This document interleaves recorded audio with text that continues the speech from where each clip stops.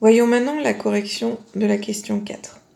Dans cette question 4, on vous dit « Au décollage, les réservoirs du moteur contiennent 16 300 kg de diméthylhydrazine et 30 500 kg de peroxyde d'azote.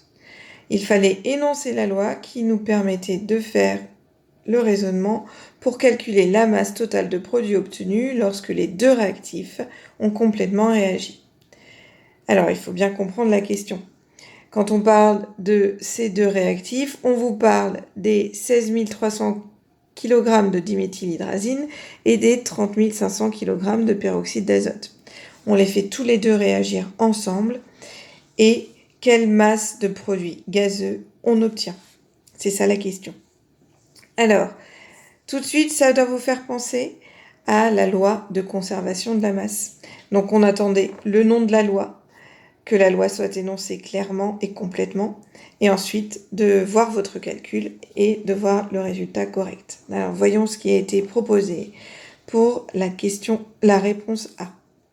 Là, on nous met seulement le calcul. 16 300 plus 30 500, ici, donne 46 800. Le calcul est correct. On a une phrase de conclusion. La masse totale des produits obtenus est de 46 800 kg. Tout ça, c'est correct.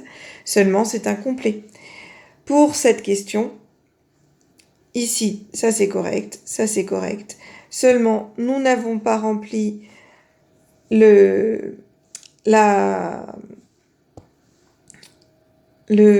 critère ici. La loi est nommée correctement, ce n'est pas fait. Le vocabulaire correct est utilisé. Il y a très peu de vocabulaire utilisé, mais bon, on a une donnée produit, c'est correct. Le calcul correct est fait, le résultat correct est trouvé, l'unité correcte utilisée pour exprimer le résultat ici des kilogrammes. Tout ça, c'est correct. Donc, quelqu'un qui a fait cette réponse A, il aurait eu très bien dans la compétence D4.1.1 et il aurait eu I dans la compétence D2.1. Réponse, donc la réponse A n'est pas acceptable parce qu'elle n'est pas complète. Réponse B. La loi de conservation de la masse indique que lors d'une transformation chimique, la masse totale des réactifs est égale à la masse totale des produits formés. Très bien.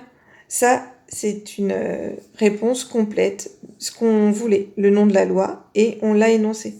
Ici, la masse des réactifs est 16 300 plus 30 500, ce qui donne 46 800 kg de produit. On a une phrase de conclusion. Là, tout est complet. C'est une bonne réponse. La réponse C.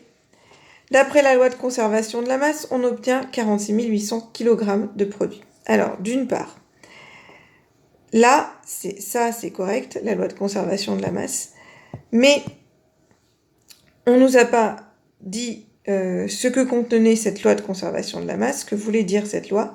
Et puis ici, on a le résultat, mais sans calcul. Donc cette réponse est incomplète, même si elle n'est pas tout à fait incorrecte. Elle est incomplète, donc on ne pouvait pas l'accepter. La bonne réponse est la réponse B.